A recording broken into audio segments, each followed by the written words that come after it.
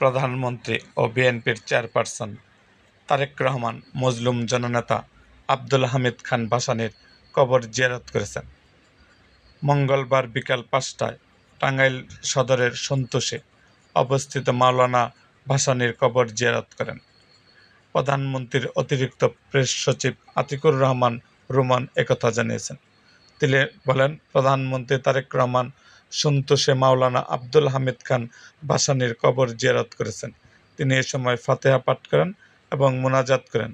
এ সময় মুক্তিযুদ্ধ বিষয়ক মন্ত্রী অ্যাডভোকেট আহমেদ আজম খান, মৎস্য পানি সম্পদ প্রতিমন্ত্রী সুলতান সালাউদ্দিন টুকু, সংসদ সদস্য আব্দুস সালাম পিন্টু প্রমুখ উপস্থিত ছিলেন। পরে প্রধানমন্ত্রী তারেক রহমান সন্তোষে মাওলানা ভাসানী যে ঘরটিতে থাকতেন সেই ঘরটি ঘুরে দেখেন। প্রধানমন্ত্রী সেখানে রাখা পরিদর্শন বইতে স্বাক্ষর করেন। এর আগে প্রধানমন্ত্রী টাঙ্গাইল জেলা শহরে পৌর উদ্যানে বৈশাখী কৃষি মেলার উদ্বোধন করেন। তিনি মেলার স্টল ঘুরে ঘুরে দেখেন। এরপর প্রধানমন্ত্রী জোহরের নামাজ আদায় ও মধ্যাহ্নভোজ করতে সার্কিট হাউসে যান।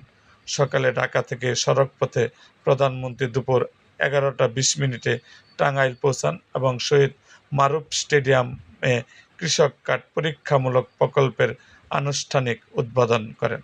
এরকম আরও ভিডিও পেতে এবং রাজনৈতিক অঙ্গনের নানা ঘটনা ও ইতিহাস জানতে আমাদের মুক্তাগাছার ইতিহাস মিডিয়া ইউটিউব চ্যানেলটি সাবস্ক্রাইব করুন এবং পাশে থাকা বেল আইকনটি বাজিয়ে দিন।